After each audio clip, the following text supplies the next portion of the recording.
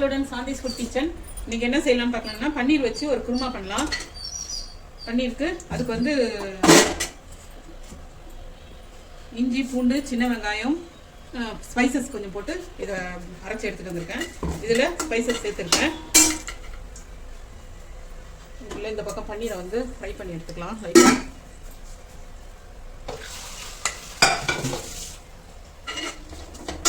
இதுக்கு தேவையானது பாருங்கள்.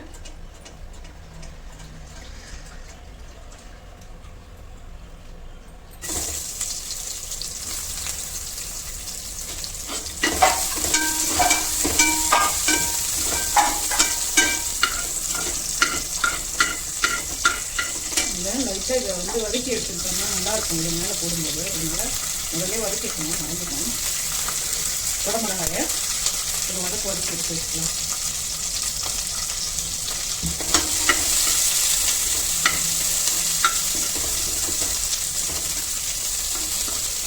நல்ல ஃப்ரெண்ட்ஸியாக அது கிடைக்கும் போது அந்த ஃப்ளேவரோட சூப்பராக இருக்குங்க. மட்டர் எடுத்து வச்சுருக்கேன். பன்னீர் மட்டர் கிரேவி தான் பண்ணி தரோம். அது ரொம்ப நல்லதுங்க. குருமா மாதிரி தான்.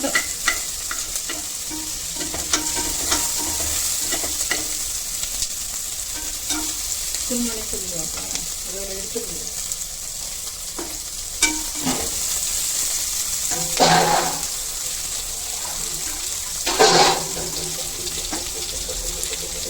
லைட்டாக குடமிளகாயை ஒரு வதக்கி எடுத்தாச்சிங்க.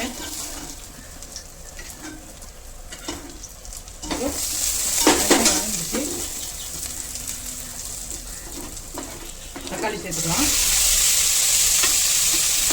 நல்ல தக்காளி வந்து மைனாக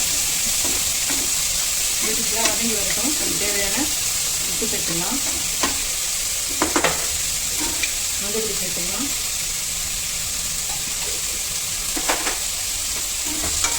சாஃப்டாக வதங்கி வரட்டும்.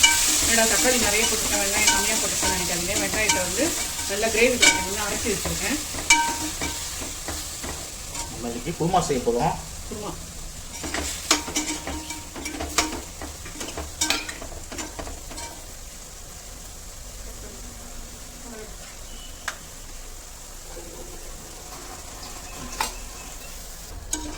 நல்லா சாஃப்டா வதங்கி வந்துருச்சுங்க. பன்னீரும் நல்லா இந்த பக்கம் ஃப்ரை ஆகி வந்துருச்சு. இப்போ வந்து நம்ம அரைச்சி வச்ச இதெல்லாம் ஊற்றிடலாம்.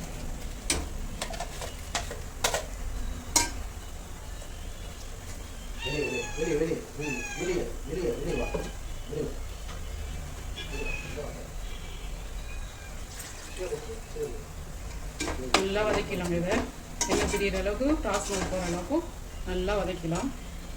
வெங்காயம் பூண்டு இஞ்சி ஸ்பைசஸ் கொஞ்சம் எல்லாம் போட்டுருக்கேன். மஞ்சள் பொடி நம்ம போட்டுக்கலாம். நல்லா வதங்கி வரட்டும். ரெடி ஆகிடுச்சு பாருங்க. பன்னீர் ஃப்ரை ஆகிடுச்சு. பன்னீர் நல்லா ஃப்ரை ஆகி வந்துச்சு.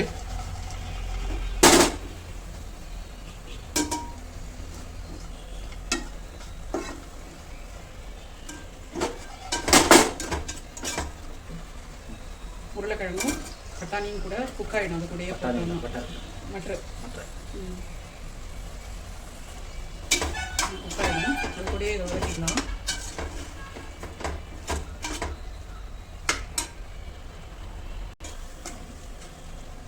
நல்லா ஸ்பீடாக வதங்கி வந்துருச்சுங்க.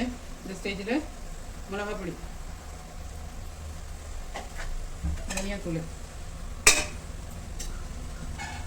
இது குழம்பு மிளகாய் பொடி ஒரு வதக்கிட்டு தேவையான தண்ணி சேர்த்து வேக விட்டுடலாம். ராஸ்மல் போயிடுச்சுங்க. இப்போ மிக்ஸி ஜார் கழுவின தண்ணியும் வேகிறதுக்கு உண்டான தண்ணியும் கொஞ்சம் சேர்த்துக்கலாம்.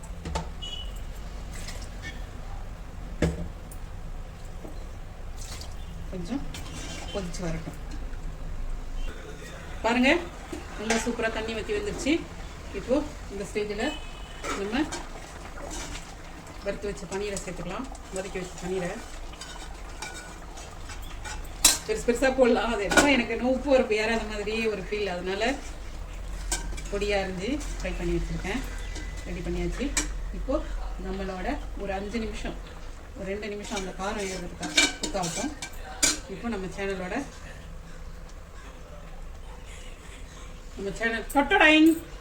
சேனலோட சூப்பர் ரெசிபி கருவேப்பிலைங்க போட்டுக்கலாம். சேனல் பேரே கருவேப்பிலை சேனல் வச்சுக்கலாம். இருக்கு ஏற்கனவே. அப்படியா? இது ஒரு கொதி வரட்டுங்க. பாருங்க, இது வந்து இட்லி தோசைக்குன்றதுனால கொஞ்சம் தண்ணியாக வச்சுருக்கேன். சப்பாத்திக்குன்னா நல்லா தொக்கா பண்ணிக்கலாம். இப்போ வந்து நம்மளோட கேப்சிகன் அதில் போட்டுக்கலாம். சூப்பராக இருக்குங்க. கேப்சிகனோட அது அந்த ஃப்ளேவரோட சாப்பிடும்போது நல்லா சூப்பராக வந்துருக்கு பாருங்க.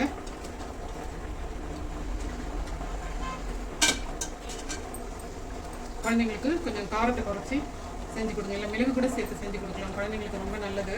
ப்ரோட்டீன் அதிகமாக இருக்கிறதுனால. ஷேர் பண்ணுங்கள். வாங்க சாப்பிட்லாம். ஷேர் பண்ணுங்கள், லைக் பண்ணுங்கள், கமெண்ட் பண்ணுங்கள்.